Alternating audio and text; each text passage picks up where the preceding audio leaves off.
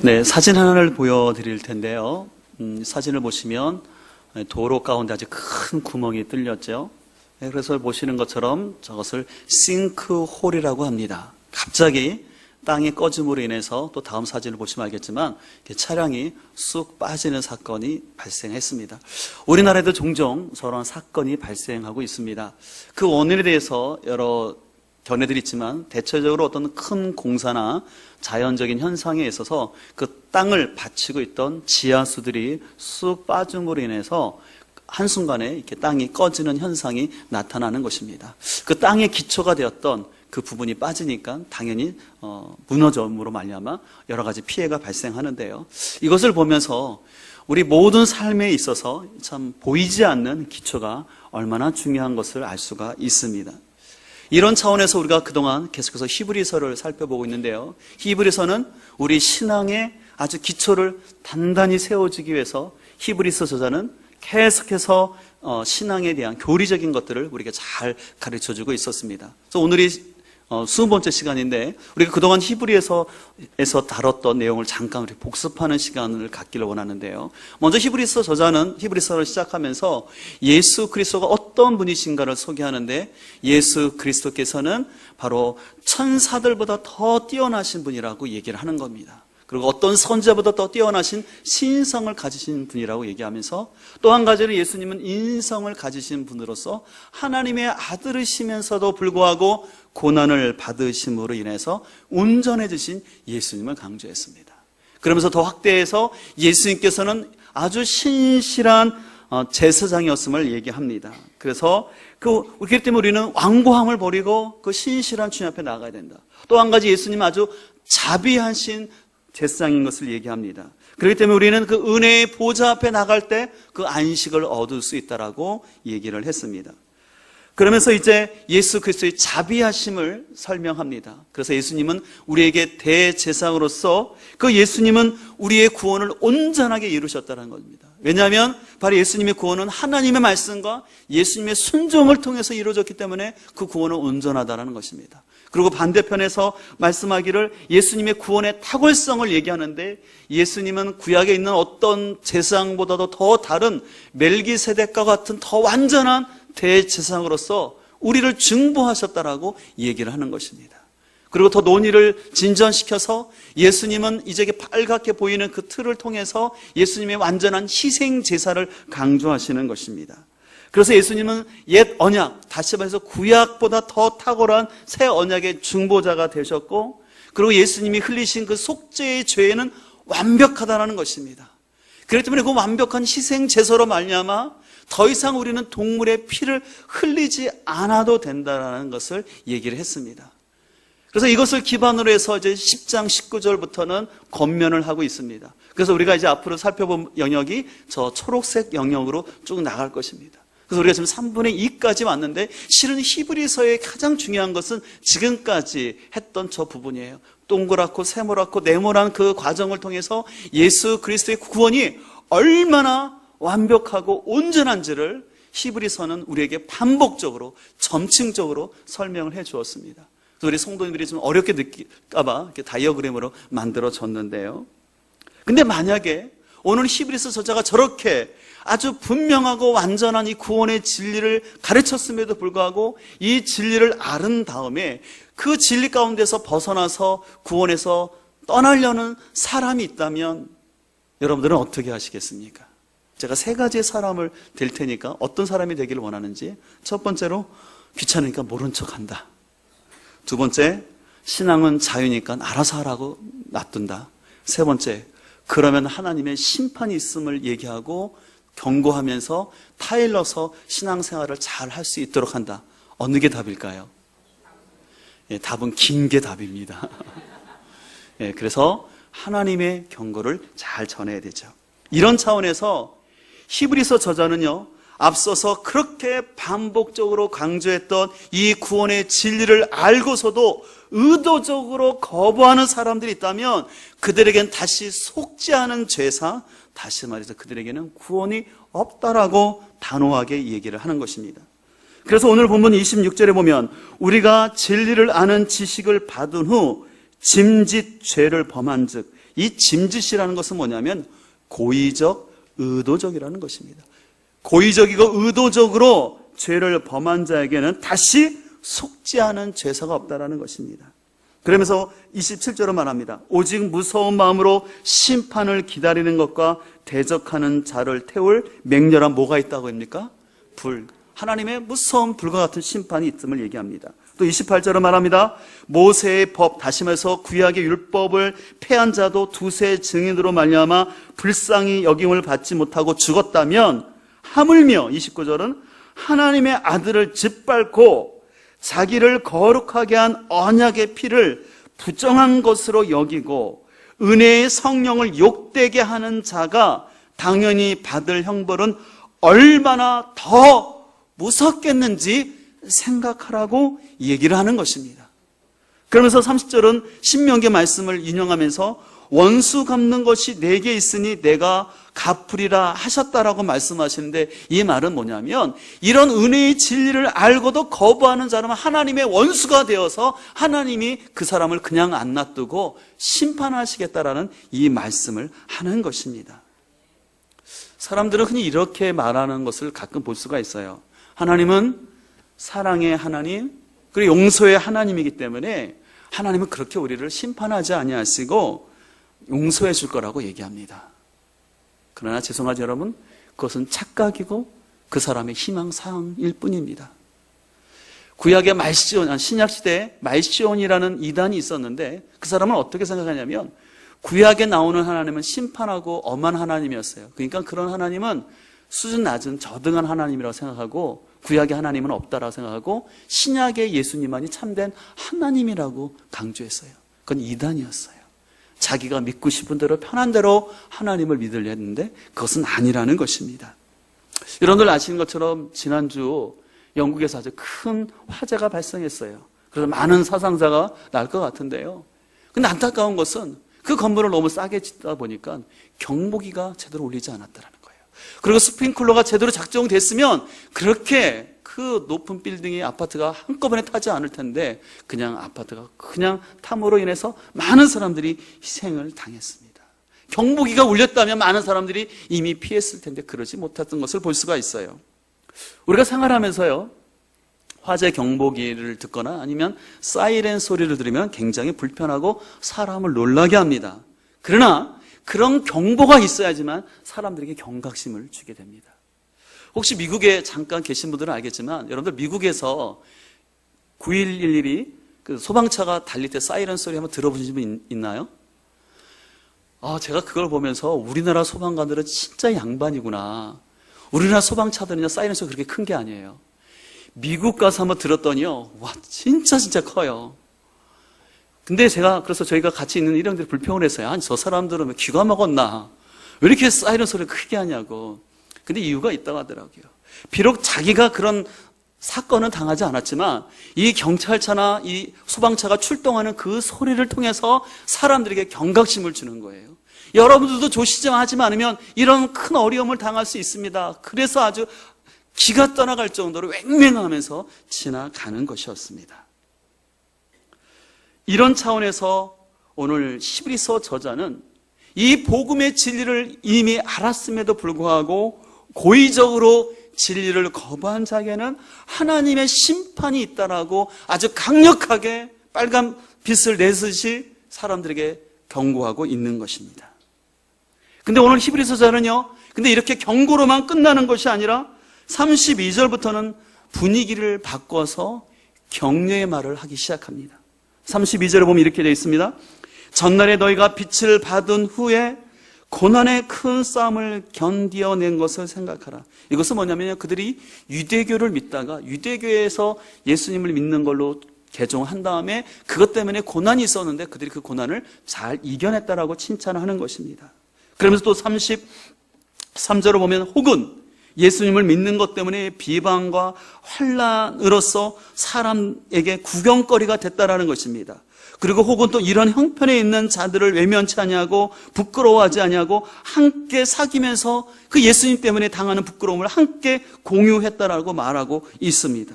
또 30절에 보니까 너희가 갇힌 자를 동정하고, 이것은 뭐냐면 예수님 때문에, 신앙 때문에 고난당하는 그런 사람들을 같이 동정했다라는 것입니다. 심지어는 너희 소유를 빼앗기는 것도 그들이 기쁘게 당하였다라고 얘기를 하는 것입니다.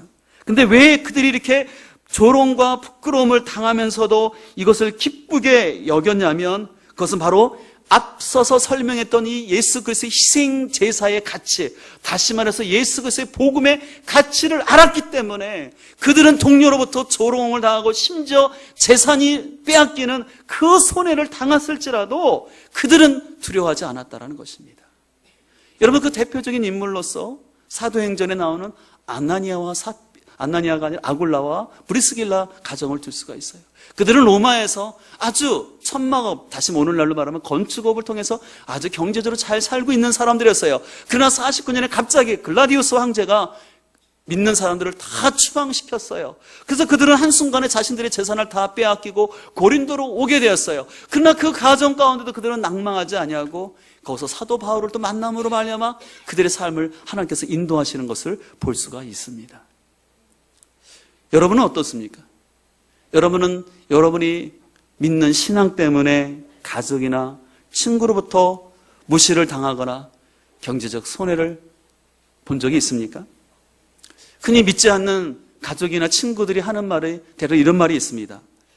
야, 네가 교회를 다녀서 하나님을 믿어서 좋아진 게 있느냐? 네가 그렇게 열심히 교회를 다니고 봉사를 한다면서 왜 이렇게 너희 자녀의 길이 안 풀리고 너는 왜 이렇게 병들고 네가 하는 사업은 그렇게 안 되냐? 라고 하면서, 그러니까 내가 말했지, 너 교회 너무 이렇게 빠지지 말라고. 네가 열심히 그렇게 할수록 별로 도움되는 거 없어 라고 세상 사람들은 비난을 합니다. 조롱을 합니다. 그러나 여러분, 그 사람들은 너무나 기독교를 모르는 거예요. 여러분, 참된 기독교는요, 절대 만사 형통의 기복 종교가 아니라 하나님의 마음을 알아가고 그리고 그분의 통치를 받는 것이 참된 복인 줄 믿습니다. 여러분들이 한 가지 이해할 것은요, 우리나라가 갖고 있는 국민적인 종교성이 있는데 그건 기복주의예요. 기복주의는 뭐냐면 나는 변하지 아니하고 그저 신을 얼레고 달려서 내 삶 속에 고난과 환난이 없이 그저 내가 잘 되는 것이 기복 종교예요. 근데 이게 우리나라 종교 심성이에요. 그래서 우리나라 이 종교 심성으로 인해서 불교가 들어오더라도 이 불교를 기복적인 불교로 바꿔놓고요, 유교가 들어와도 이것을 어떻게 하든지 내가 복받는 종교로 바꿔놓는 게 우리나라 심성이에요. 그러다 보니까 이 기독교가 들어왔음에도 불구하고 오늘날 우리 국민들, 한국교회 성도들이 하나님을 제대로 아는 것이 아니라 하나님을 이런 기복적인 하나님을 믿는 거예요. 그래서 믿지 않는 사람이나 믿는 사람이나 하나님에 대한 관념은 뭐냐면, 하나님은 그저 내 삶의 고난과 질병은 없게 해주시고 내가 기도하고 열심히 봉사하면 하나님이 내 자녀의 앞길도 열어주셔야 되고 내 삶이 형통해야 된다고 믿고 있는 거예요. 그런 가치관 속에 있다 보니까 내 삶이 형통하지 아니하고 내 삶에 고난이 오고 병이 오면 자기도 모르게 내가 뭘 잘못해서, 아니면 하나님이 나를 사랑하지 않아서 나에게 이런 시험을 주나? 라는 생각을 한다라는 것이에요. 우리가 이 정도 생각하니 당연히 믿지 않는 우리 가족들이야 얼마나 이런 관점으로 우리를 비난하는지 모릅니다. 그러나 아까도 말씀드린 것처럼 참된 기독교 신앙은 그저 내가 만사형통의 기복적인 신앙이 아니라 말씀을 통해서 하나님을 알아가는 것입니다. 그리고 하나님의 통치를 받는 것, 그것이 참된 기쁨입니다. 그래서 우리 교회 큐티 모임에 오시는 분들을 보게 되면 하나같이 그분들의 문제가 해결되어서 오는 분들이 아니에요. 어떻게 보면 과거에는 어떤 그런 소망을 가지고 나왔는지 모르지만 지금은 그렇지 않아요. 그리 아니하실지라도 그들이 경험한 복음의 진리, 그 말씀의 은혜를 알기 때문에 마치 거룩한 중독을 경험한 사람처럼 이 하나님의 말씀이 나의 삶을 조율하고 그 말씀의 빛이 자신을 인도하는 그것을 경험하니까 내 삶의 문제가 그대로 있음에도 불구하고 그대로 나오는 거예요. 이것이 하나님의 말씀의 능력인 줄 믿습니다. 그래서 저는 개인적으로 좀 이렇게 부흥 강사님을 모시고 집회하는 걸 저는 좀 별로 안 좋아해요. 훌륭하신 부흥 강사님들도 많이 계시지만 그 중에는 아까도 말한 것처럼 자꾸 기복적인 신앙으로 우리를 이끌어가요. 하나님께 이렇게 헌금을 하고 하나님께 이렇게 기도하고 하나님께 이렇게 하면 하나님이 복을 주신다라고, 그래서 이렇게 더 하라고 그래요. 근데 제 경험상 보면 그게 아니는 걸 제가 솔직히 느꼈어요. 제가 바라는 부흥 집회는 그런 거예요. 말씀을 통해서 우리가 얼마나 죄인인 것을 깨닫고, 그리고 그 죄를 해결할 수 있는 것은 우리를 불쌍히 여기시는 그 하나님의 사랑밖에 없음을 알고, 그 하나님의 그 인내한 가운데 보내주신 그 예수 그리스도를 의지하고, 우리가 이 땅 가운데 고난과 핍박이 있지만 예수님을 끝까지 붙잡고 나가자라는 그런 말씀을 좀 선포했으면 좋겠는데, 아까 말한 것처럼 그저 열심히 목사님께 잘하고 교회에 충성하며 헌금하면 복을 받는다고 하는데, 죄송하지만 그렇게 안 됐어요.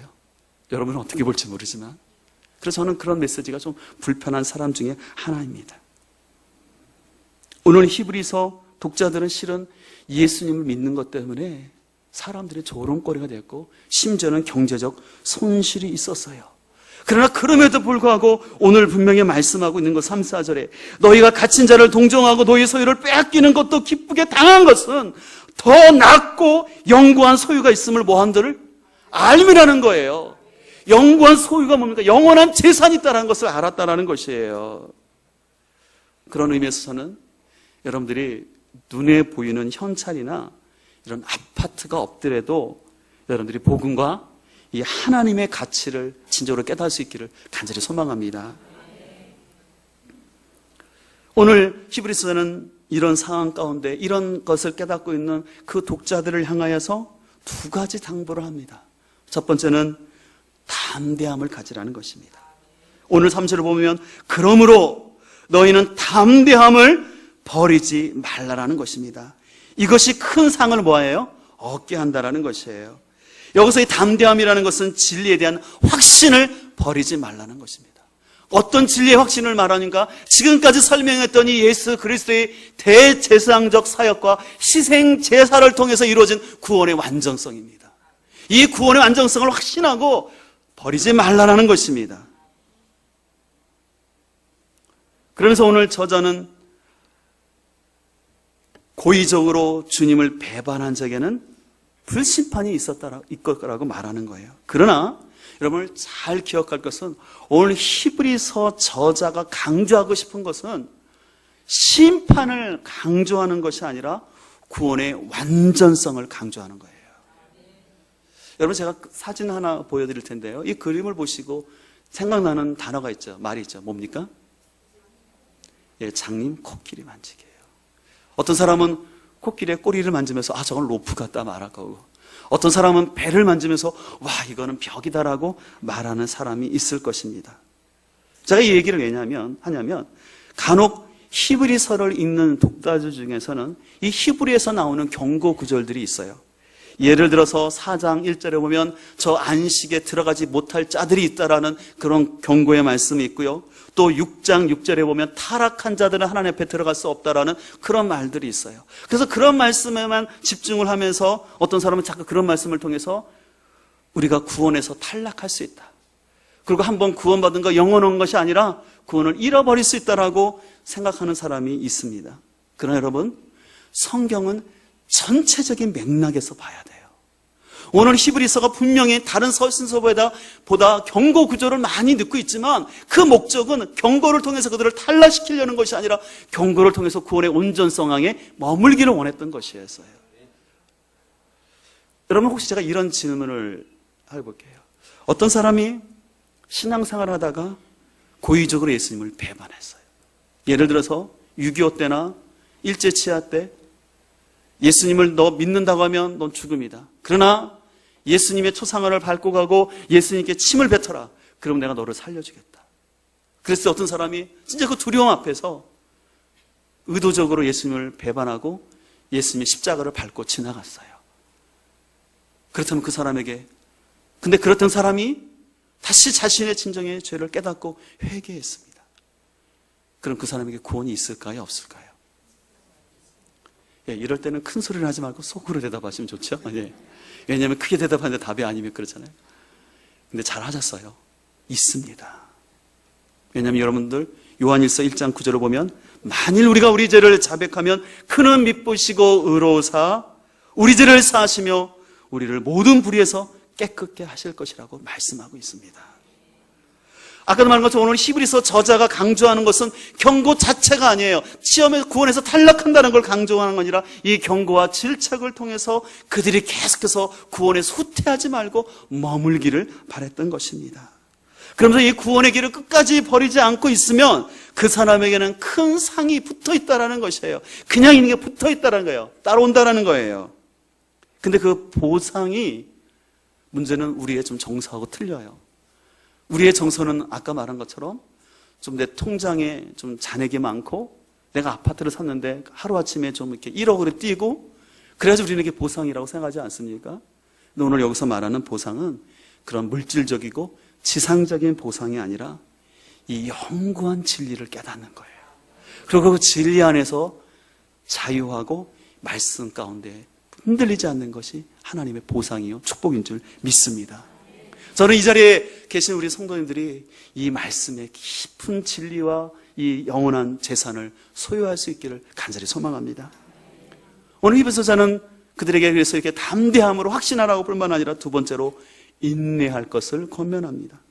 왜 인내가 필요하냐면은 그것은 하나님의 뜻을 우리가 행하지만 우리 삶 속에 하나님의 즉각적인 보상이 바로 이루어지지 않기 때문에 때로는 오히려 우리에게 낙심할 일이 있기 때문이라고 성경을 얘기하고 있습니다. 오늘 말씀을 보실까요? 36절을 봅니다. 너희에게 인내가 필요함은 너희가 하나님의 뜻을 행한 후에 약속한 것을 뭐예요? 근데 여기서 중요한 건 우리가 하나님의 뜻을 행하지 않습니까? 그러면 행한 다음에 약속이 바로 이루어지면 우리가 이런 갈등을 안 한다는 거예요. 우리가 분명히 내가 하나님 말씀에 순종하고 말씀도 묵상하고 기도의 자리가 나오기 있음에도 불구하고 내 삶이 바로 이루어지지는 않는 거예요. 응답이 이루어지지 않는 거예요. 그렇기 때문에 오늘 인내가 필요하다는 것입니다. 그러면서 오늘 30절은 말해요. 잠깐 후면 이가 오시리니 지체하지 아니하시리라. 이것은 뭐냐면 우리 삶 가운데 고난이 있지만 그 고난이 영원하지는 않다는 것입니다. 잠깐이라는 것입니다. 여러분들, 여러분의 삶 가운데 여러분의 뜻대로 삶이 안 풀리고 질병의 아픔이 계속 유지되고 있습니까? 여러분에게 경기가 길어 보이십니까? 그러나 하나님이 보실 때는 그것이 잠깐이라고 말하는 것이에요. 그리고 우리가 그것을 잘 이겨내고 나중에 그것을 보면 진짜 긴 것이 아니라 잠깐이라고 고백할 수 있는 날이 오게 될 줄 믿습니다. 우리 한번 옆에 사람을 격려합시다. 고난은 영원하지 않고 잠깐입니다.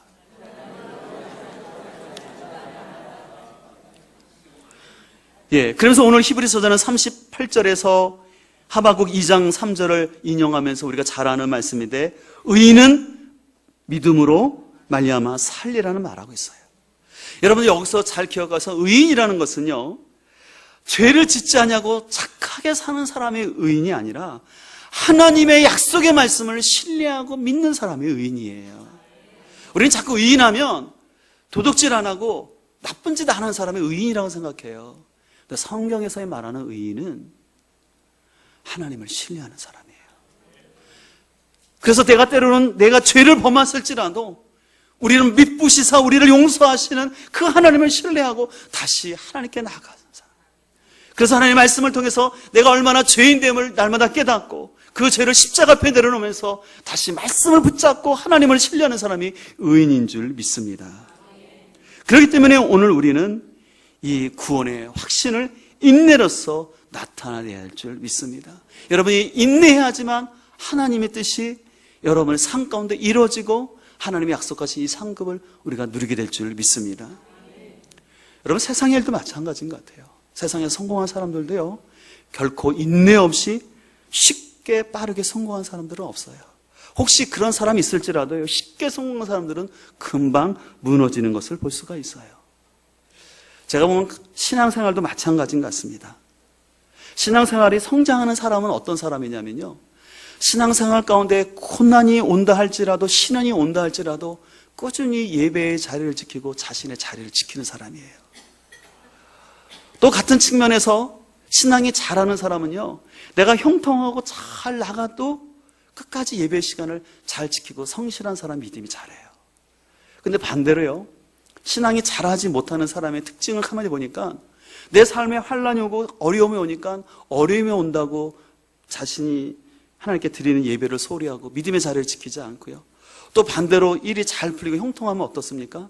바쁘다가 안 나와요. 그래서 제가 깨달은 것은 뭐냐면, 믿음이라는 것은 뭐냐면 꾸준한 거구나. 그래서 인내함으로 계속해서 나가는 것이에요. 근데 반대로 믿음이 성장하지 않는 사람은 냄비처럼 금방 끓었다가 금방 식는 것이에요. 그래서 이런 사람들은 조그만 자존심이 상하거나 기분 나쁜 일이 있으면 자기 동굴로 들어가서 또한 세상적인 방법으로 자기의 문제를 해결하는 모습을 봅니다. 그러나 오늘 히브리서 저자는 39절에 이렇게 다시 한번 권면합니다. 우리는 뒤로 물러가 멸망할 자가 아니요 오직 영혼을 구원함에 이르는 믿음을 가진 자래라. 오늘 히브리서 말합니다. 우리를 향해서 물러가지 말라라는 것입니다. 왜 이 말을 한 줄 아십니까? 그것은 히브리서 독자들 중에 이 신앙의 핍박 때문에 공적인 예배의 모임에 참여하지 않거나 서로 그 믿음의 공동체 안에 머물러 있지 아니하고 세상으로 다시 돌아가거나 유대교로 돌아가려는 그런 마음의 갈등에 있는 사람들을 봤기 때문에 여러분들이 힘들고 어렵다고 해서 후퇴하지 말고 계속해서 하나님 앞에 나오라는 것입니다. 왜냐하면 예수님이 우리의 영원한 대제사장 되시고 그 희생제물로서 하나님과 우리의 막힌 담을 헐어주시고 누구든지 그 앞에 나가면 용서해 주시고 붙잡아 주시기 때문에 그 은혜의 보좌 앞에 나가라는 것입니다. 여러분은 여러분의 삶을 한번 잘 생각해 보셨으면 좋겠는데요. 여러분의 삶이 여러분의 계획과 뜻대로 됐나요? 저는 개인적으로 좀 이렇게 말하는 사람을 별로 안 좋아하는데, 자신은 자신의 인생의 플랜대로 자신이 꿈꾼 대로 다 이루어졌다고 말하는 사람을 보면은 저는 별로 안 좋아해요. 왜냐하면 시기심이 아니라 제 인생은 보면 그렇지 않거든요. 한번 여러분 생각해 보세요. 여러분들 다 나름대로 꿈이 있지 않지 않습니까? 뭐 작게는 내가 이런 고등학교 가고 싶다라는 계획이 있었어요. 또 이런 대학 가고 싶다라는 마음도 있었고, 또 내가 열심히 공부하면 난 이런 회사에 들어갈 거고, 또 내가 이런 회사에 들어가서 내가 좋은 가정을, 행복한 가정을 이루겠다라고 우리는 꿈도 꾸고 계획도 하고 열심히 했습니다. 근데 결과론적으로 보면 어떻습니까? 우리 옆에 분을 보더라도 꼭 그렇지는 않은 것처럼 느끼지 않습니까? 우리 인생은요, 내가 계획한 대로 꿈꾸는 대로 되지는 않아요. 근데 자꾸 사람들이 이렇게 말해요. 꿈은 이루어진다. 아니에요. 여러분, 특별히 꿈을 이루어진다라고 말하는 종교 집단 같은 곳이 있는데, 이건 다단계 아십니까? 거기 가면 다이아몬드 된 사람들이 꿈은 이루어졌다는 거예요. 여러분들이 열심히 하면 저처럼 외제차 타고 다니고 한 달에 가만히 있어도 통장에 몇 천만 원씩 들어온다고 막 그들은 열광을 합니다. 그럼 거기 있는 성도들은 와, 저 교주님을 바라봐라. 나도 열심히 하면 저렇게 꿈을 이룰 수 있고 내 인생 바뀌겠구나 하면서 그 삶을 올인하면 그 가정 망하는 거 뉴스를 보지 않습니까? 그럼 믿음이라는 것은 뭐냐면 내가 계획한 대로 안 되고 내 삶이 자꾸 실패하고 뜻대로 되지 않는 상황 속에서 그럼에도 불구하고 하나님께 나오는 게 믿음입니다. 여러분, 죄송한 표현이지만 내가 잘 되고 형통하고 있을 때 하나님께 나오는 거는 실은 그건 믿음이라 할 수 없는 거예요. 그것 때문에 하나님께 나온다면 죄송하지만 그 사람은 하나님을 온전히 믿는 게 아니에요. 반대로 또 얘기해서 내가 어렵고 실패한다고 해서 내가 하나님께 안 나온다면 그것도 믿음이 아니라는 거예요. 믿음은 내가 형통하고 잘 나갈 때나 반대로 고난과 낙심과 침체가 있을 때나 변함없이 꾸준히 하나님 앞에 나오는 사람, 그것이 참된 믿음인 줄 믿습니다. 근데 그런 삶을 살기 위해서는 인내가 필요하다는 것이에요. 이제 우리가 내일부터 다음 주부터 우리가 잘 아는 믿음의 사람들을 살펴볼 건데, 히브리서 11장에 나오는 믿음의 사람들의 특징은 인내한 사람들이라는 거예요. 여러분, 노아 아시지 않습니까? 하나님이 방주를 지으라고 했는데 120년 동안 방주를 졌어요. 그 방주를 짓는 사람, 많은 사람이 비난하고 조롱했어요. 무슨 이 맑은 나날에 홍수가 오냐고. 아브라함은 어떻습니까? 75세에 부름 받았어요. 그러나 아들을 얻기까지 25년을 기다려야 했습니다. 그 가정 속에는 자신과 아내가 생리적으로 인간의 힘을 잃어버리는 그 시간도 있었어요. 또 여러분들이 좋아하시는 다윗도 어떻습니까? 하나님께 기름 부음 받았지만 실은 그것이 성취되기까지는 20년이라는 시간, 또 사울에게는 10년의 더 쫓기는 시간 속에서 기다렸던 것을 알 수가 있습니다. 또 신약 성경에 한 13권의 성경을 저술한 사도 바울 역시도 고난 가운데 감옥에서 기다리면서 이런 서신들이 쓰여진 것을 볼 수가 있습니다. 그래서 우리 신앙은 그래서 뒤로 물러지지 않고 인내하는 것입니다. 그래서 고사들은 이런 말을 했습니다. 인내란 하나님께 최후 통첩을 하지 않고 그의 처리를 기다리는 것이다. 하나님께 최후 통첩하지 않는 거라는 거예요. 근데 제가 가만히 보니까 우리 성도들 중에도요, 하나님께 최후 통첩하는 분들이 많으세요. 그 대표적인 게 40일 금식 기도예요. 하나님, 제가 40일 금식 기도 들어갑니다. 하나님, 무슨 수들이 있대도 제가 40일 동안 금식 기도할 테니까 이 기도 끝나기 전에 응답하여 주옵소서. 아니면 40일 기도는 아닐지라도 또한 40일 새벽 기도 작정하고, 아니면 일천번제를 작정해서 하나님, 제가 이렇게 일천번제를 드리고 이렇게 제가 며칠 동안 금식하고 기도할 테니 하나님 꼭 안 들어주시면 안 됩니다라고 하나님께 최후 통첩을 해요. 근데 여러분들, 그 최후 통첩한 결과가 무엇입니까? 이루어졌나요? 이루어진 분도 계시지만 대체로는 다 안 이루어졌어요. 여러분들, 신앙생활은요, 자꾸 많은 사람들이 자기중심적으로 해서 내 욕심을 추구하게 해서 지난주 말씀드린 것처럼 자꾸 하나님을 조작하려고 해요. 하나님, 제가 이렇게 금식하니까, 하나님, 제가 이렇게 새벽 기도하니까, 이렇게 헌금 드리니까 하나님 내 소원을 이루어주세요. 근데 여러분, 죄송하지만 그것은 우상 숭배하는 거예요. 저는 우리 교회 성도님들이 하나님 앞에 조작하지 않았으면 좋겠어요. 그냥 정직하게 그냥 살았으면 좋겠습니다. 고난이 오면 필요해서 주신 것이라 생각하고, 때로는 이해할 수 없지만 그냥 묵묵히 나오는 거예요. 여러분들, 만사형통의 기독교를 버리시길 소망합니다. 우리는 말씀으로 살아가는 성도들입니다. 오늘 히브리서자는 우리에게 이렇게 인내할 것을 권면하면서, 그래서 이 끝까지 인내할 때 우리에게 구원의 상이 있을 것을 말씀하시면서 이것을 잘 이뤄갈 수 있는 한 가지 비법을 암시하고 있어요. 여러분, 오늘 바로 26절 시작과 마지막 39절에 있는 단어인데 한번 보실까요? 26절에 보면 우리가 진리를 아는 지식을 받은 후, 또한 39절 우리는 뒤로 물러가 멸망할 자가 아니요. 어떤 단어인지 아십니까? 잘 인식은 안 되는데 우리라는 단어예요.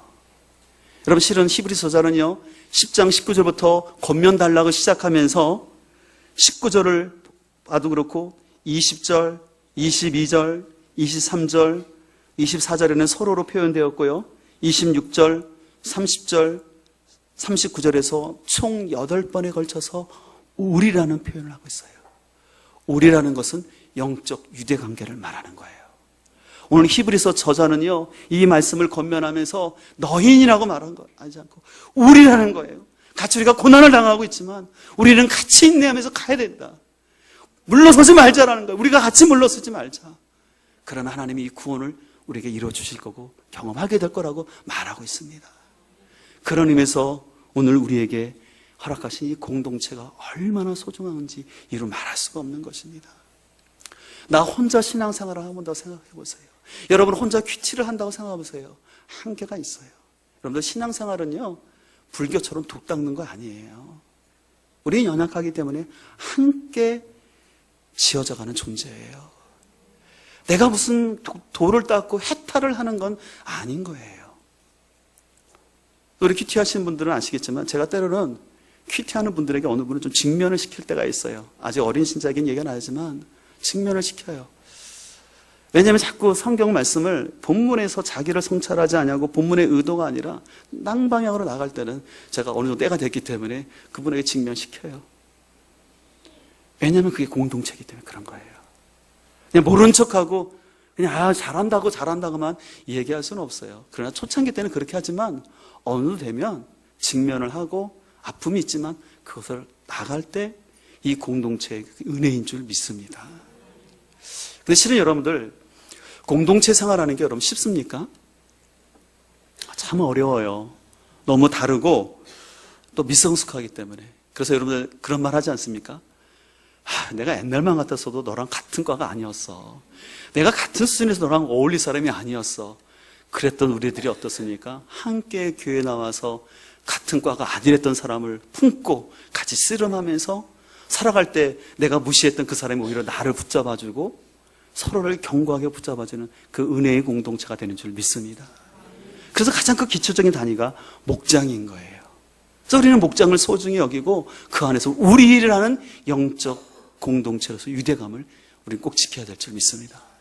그런 의미에서는 우리 교회 성도들은 한 영혼도 가나안 성도, 안 나가 성도 되지 마시고 온전히 말씀의 은혜 안에 거하는 우리 모두가 되기를 간절히 소망합니다.